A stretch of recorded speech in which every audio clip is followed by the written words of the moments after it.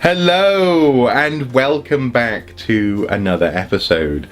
Now today I want to share with you a truly surprising love of mine, a TV series which crept up on me much like a ghoul in the night, but which initially I thought was destined to be very irritating. I thought this TV show was just going to annoy me, and I watched it initially very reluctantly. I talk of course of the TV show Z Nation. Z Nation on the surface looks like a poor man's Walking Dead. The production values aren't quite as high. The characters initially, just looking, for example, at the cover, on a picture level of the show kind of thing, initially they look quite similar to The Walking Dead. You have your sort of policeman, military type, you have your sort of regular Joe, you have your young person, you have your this kind of thing. So initially it just looks like a poor man's Walking Dead, and I thought, being a lover of zombie fiction and zombie lore, that Z Nation was just going to irritate me. Obviously I'm a huge fan of the classic Romero movies. I'm a huge fan of other takes on zombies when directors try and put their spin on zombie lore. And also, actually, I'm a really big fan of the themes that come out of those movies. So, for example, in 28 Days Later, a movie which I know isn't technically about zombies, it's about the infected, but in that film, the most violent act there is actually committed by a person, by a human being, and when he puts his thumbs through someone's eyes, it's not committed by the zombies or by the infected. I love the books that come out of the sort of realms. I love stories. I love the sort of supporting material. So, like when someone really does a thought experiment, like Max Brooks' Survival Guide. I really enjoy that, and also I enjoy conversations about zombies as well. Like, what is the perfect zombie? Is it the running or the shuffling zombie? For me, actually, it would be a zombie that goes through those stages. So maybe a zombie, when freshly bitten, has the lucidity and looseness of a living body. And the sort of the reactions of a living body, but then when it starts to die, it goes through rigor mortis, and then it sort of starts to rot and shuffle, and I love all that stuff. And I thought Z Nation was going to be a kick in the nuts for someone who actually likes zombies. I thought it was riding the coattails of The Walking Dead and the current vogue for zombie fiction and lore. But very quickly, within the first couple of episodes, certainly, I decided that this TV show was worth giving a shot, and I'm so glad that I did. The first reason, actually, is the characters. I love the characterization, and in some respects, the characters in this show are more stereotypical than those that you find, for example, in Walking Dead, but in other respects, they're more human. We have Warren, for example, a former officer in the National Guard, certainly someone with a sort of a military background. She is a very take-no-nonsense, warm character, a black woman who just loves being her. You can tell that she certainly had that prior to the apocalypse, a sort of a confidence that comes out of her character. But as the apocalypse proceeds, she's a bit more jaded, and that, in fact, we're introduced to her granting mercy to someone, and we'll come back to that in a second. But basically, shooting someone in the head so that they don't turn into a zombie. We have initially characters like Garrett, who he's the leader. He's like this series' equivalent of maybe, for example, Rick in The Walking Dead. All American, does the right thing, duty bound, mission on point. We have a young man who turns up called 10K. He's counting every zombie that he's killing, and his name essentially is an indication of one of his goals. He wants to try and kill 10,000 zombies during the apocalypse. We have Doc. Doc is such a warm and human character. I love Doc. Doc is he's a hippie. We learn at some point that he was a psychologist before the shit hit the fan, and he's definitely a bit more sort of, shall we say, spiritual than the rest of the group. There's Addie. She's a survivor who's been intertwined with another survivor called Mac since day one. Basically, she is. a fairly attractive young lady, but she has a signature weapon, which is an aluminium baseball bat with spikes on it. And Mac is a very efficient survivor. He's good with guns. He was an ice hockey player, we learn at some point. And all of these characters are basically, they're thrown into a survival mission. And this mission is to get Murphy to the CDC, the Centre for Disease Control. Murphy is a very special character, and arguably one of the characters that really switches the sort of the concept that you're expecting on its head, in so much as he is a survivor of a zombie attack. He's covered in bite marks when we first see him, because he's been given a special serum that has made him immune, and may well also have given him some additional powers and abilities. I won't go into that too much because I don't want to spoil it. But it just gets better and better as the show and series progresses. And the great thing is that none of the characters go down too much of a stereotypical route. For example, there's a character called Cassandra, who I was terrified was just going to be a stereotype, especially when we first see part of her story. She was a survivor linked with a bunch of other survivors, and you have this sort of cat and mouse game going on between the group that she was with, and how she's trying to get away from them. And I thought, essentially, this was going to be like The Walking Dead, a series of just shitty situations, basically, and an increasingly rough life for these survivors, and eventually getting into situations such as in The Walking Dead, as they do with Negan, coming up against someone who's just so horrible, and quite depressing, basically. But that's not really what happens. What happens is we do have some of these set pieces, we have some of these things that you might expect in The Walking Dead, but this brings me on to the second strength of the TV show, and that is the episodic nature of this series. Yes, there is an overarching story, get Murphy to the lab, and I should stress, incidentally, I've only seen the first 2 seasons so far. Season 4 is just starting, I believe, on terrestrial TV here, strangely enough. We're recording it, and I need to see season 3. We need to see season 3, my wife and I, before we watch that. But yes, there's this overarching thing, get Murphy to the lab, and then I know beyond that, beyond season 2, it gets, the arc changes, his character arc changes, certainly. But what's best is the fact that they're not just going from shitty situation to shitty situation, they're actually going through almost like a series of small conversations that zombie fans have about what would happen in an apocalypse. So one of my favourite episodes was, well, what would happen if, for example, zombies were hanging around a nuclear reactor? And so there's a whole episode where there's a reactor that's going to go nuclear, if certain things aren't done. And so you got the problem of high radiation, people having to wear radiation suits. The zombies in that particular episode, they glow in the dark.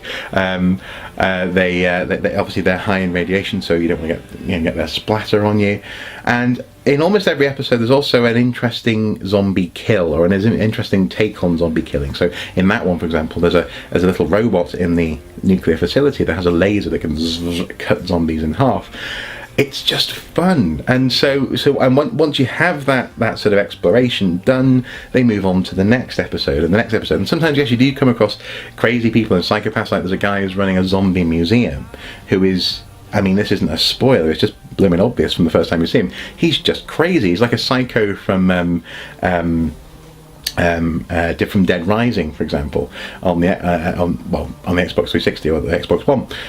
Whether these certain people who've set up these little strongholds, and they're just crazy, surrounded by zombies, and you do get that stuff as well. You get within these episodes character-driven episodes where people are asking questions about their place in the world, and in this new world in particular. In another episode, they really explore the idea of super hordes, which is touched on in The Walking Dead in season 2, for example, the horde that destroys the farm that they're on. But in this episode, they hit it hard and fast. Literally, this concept. They sort of say, here's a horde that's the size of a hurricane, and what happens when you have to try and deal with that? How do you possibly face up to that kind of thing, and they sort of walk you through that. So each theme is explored episodically, and I really enjoy that. It's very satisfying.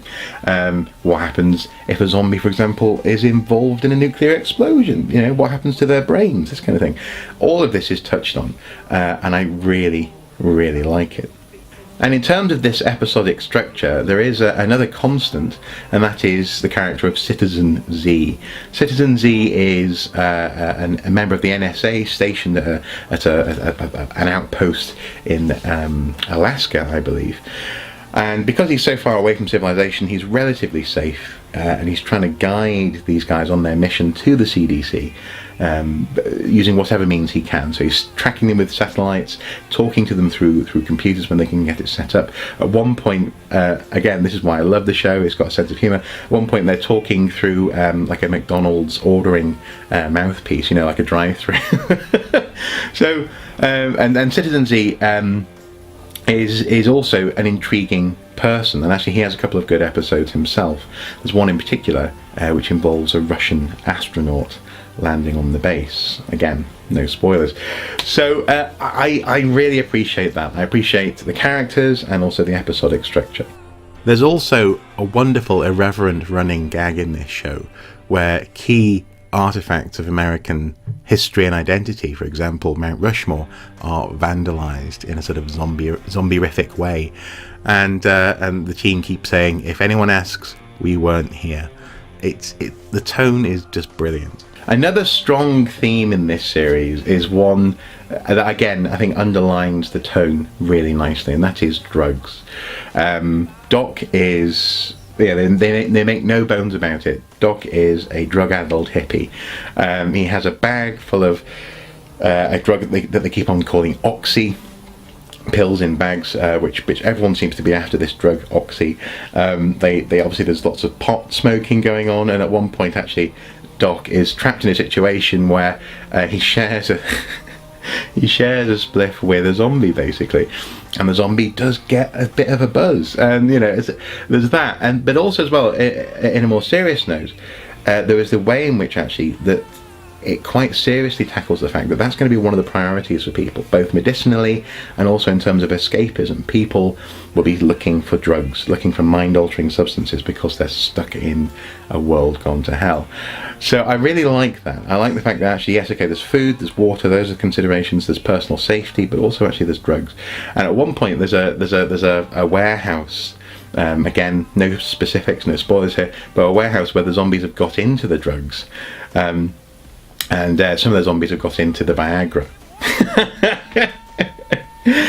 You never see anything, but their reactions of certain characters to seeing this it paints a picture. So again,